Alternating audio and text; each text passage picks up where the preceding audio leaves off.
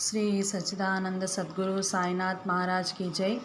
Sri Sai Sachaaritra Chapter 40 Stories of Baba. Attending Mrs. Dev's Udyapan ceremony as a sannyasi with two others, visiting Hemat Pant's house in the form of his picture. In this chapter, we give two stories: how Baba attended the Udyapan ceremony organized by Mr. B.V. Dev's mother at his house at Dahanu, and how Baba attended the Shimga dinner party in Hematpan's house at Bandra. Preliminary. Blessed is Sri Sai Samartha, who gives instructions in both temporal and spiritual matters to his devotees and makes them happy by enabling them to achieve the goal of their life. Sai, when places his hand on their heads, transfers his powers to them and thus destroying the sense of differentiation makes them attain the unattainable thing. He who embraces the bhaktas who prostrate themselves before him with no sense of duality or differentiation, he becomes one with the bhaktas as the sea with the rivers. Now, to revert to the stories of this chapter, Mrs. Dev's Udyapan ceremony. Mr. B.V. Dev was a Mamaltadar at Dahanu, Thana district. His mother had observed 25 or 30 religious vows and a Udyapan concluding ceremony in connection therewith was to be performed. This ceremony included the feeding of 100 or 200 Brahmins. Mr. Dev fixed a date for the ceremony and wrote a letter to Bapu Sahib Jog asking him to request Sai Baba on his behalf to attend the dinner of the ceremony, as without his presence the ceremony would not be duly completed. Bapu Sahib Jog read out the letter to Baba. Baba noted carefully the pure hearted invitation and said, I always think of him who remembers me. I require no conveyance, carriage, tanga, train, or aeroplane. I manifest myself to him who lovingly calls me. Write to him, he replied that three of us, the trio, myself, yourself, and a third person, will go and attend it. Mr. Jog informed Mr. Dev said of what Baba said. Mr. Dev was very much pleased, but he knew that Baba never went to any place except Rahata, Rui, and Nimgon in person. He also thought that nothing was impossible for Baba as he was all pervading and that he might suddenly come in any form and fulfill his words. A few days before this, a sannyasi in Bengali dress and professing to work was the cause of the protection of the cows came to the station master at Dahanu to collect donations. The station master told him to go into the town and see Mamaltadar Mr. Dev and with his help connect the funds. Just then the Mamaltar happened to come there. The station master then introduced the sannyasi to him. Both sat talking on the platform. Mr. Dev told him that a subscription list for some other charitable cause has already been prepared by the leading citizen, Rao Sahib Narottam Shetty, and so it was not proper to start another subscription list and that it would be better if he would visit the place after 2 or 4 months. Hearing this, the sannyasi left the place. About a month afterwards, the sannyasi came in Tanga, which stopped in front of Mr. Dev's house at about 10 a.m. Dev thought that he came for donations. On seeing him busy with the preparations of the ceremony, the sannyasi said that he had come not for money but for meals. Dev said, all right, you are welcome in the house. The sannyasi said, two lads are with me. Dev said, well, come with them. As there was about 2 hours for the meals to be served, Dev inquired whether he should send for them.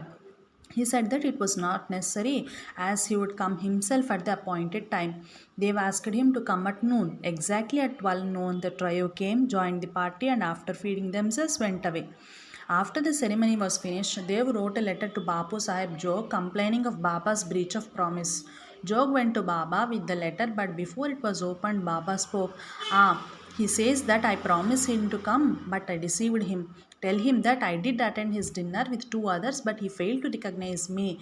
Then why did he call me at all? He thought that the sannyasi came to ask for subscription money. Did I not remove his doubt in that respect? And did I not say that I would come with two others? And did not the trio come in time and have their meals? See, to keep my words, I would sacrifice my life. I would never be untrue to my words. This reply pleased Jog's heart, and he communicated the whole reply to Dev. As soon as he read it, he burst into tears of joy, but he took himself to task mentally for vainly blaming Baba. He wondered how he was deceived by the sannyasi's prior visit and his coming to him for subscriptions, how he also failed to catch the significance of sannyasi's words that he would come with two others for meals. This story clearly shows that when the devotees surrender themselves completely to their Sadguru, he sees to it that the religious functions in their house are duly executed and compiled with all the necessary formalities. Hemat Pant's Shimga dinner. Now let us take another story which shows how Baba appeared in the form of his picture and fulfilled the desire of his devotee. In 1917, on the morning of full moon day, Hemat Pant had a vision. Baba appeared to him in his dream in the form of a well dressed sannyasi, woke him up, and said that he would come to him for meals on that day. This vision constituted a part of the dream. When he fully woke up, he saw neither Sai nor sannyasi, nor any sannyasi. But when he began to recollect the dream, he remembered each and every word the sannyasi uttered in his dream. Though he was in contact with Baba for 7 years and always meditated on Baba, he never expected that Baba would come to his house for meals. However, being much pleased with Baba's words, he went to his wife and informed her that, being the holy day, a sannyasi was coming for meals and that some more rice should be prepared. She inquired about the guest, who he was and where he was coming from. Then, not to cause any misunderstanding, he gave her the truth and told her about the dream. She doubtingly asked whether it was possible that Baba should come there, Bandra, from Shirdi, leaving the dainty dishes there to accept their coarse food. Hemat Pant then assured her that Baba might not come in person but he might attend in the form of a guest and that they would lose nothing if they cooked some more rice.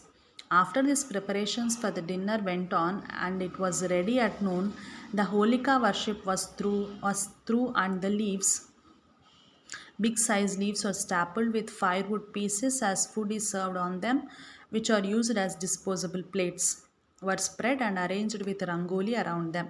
Two rows were arranged with a central seat between them for the honorable guest.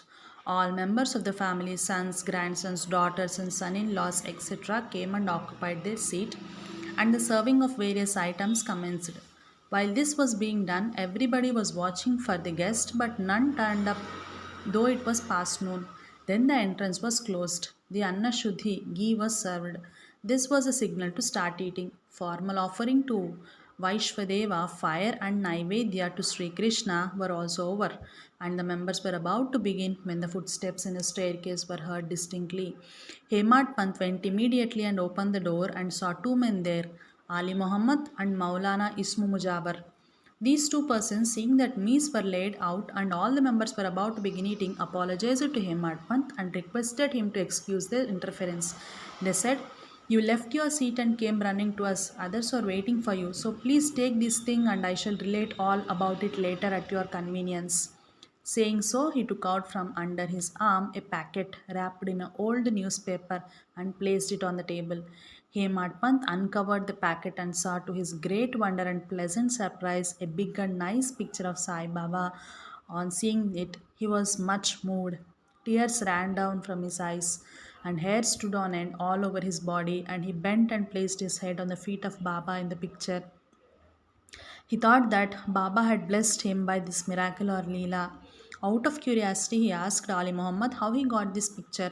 He said that he bought it from a shop and that he would give all the details about it afterwards and wished that as all the members were waiting for him, he should go and join them. Hemad Pant thanked him, bade them goodbye, and returned to the dining hall. The picture was placed on the central seat reserved for the guest, and after making the due offering of the Naivedya, the whole party commenced eating and finished it in proper time. On seeing the beautiful form of Sai in the picture, everybody was extremely pleased and wondered how all this happened. This is how Sai Baba fulfilled his words uttered by him in the dream of Hemad Pant.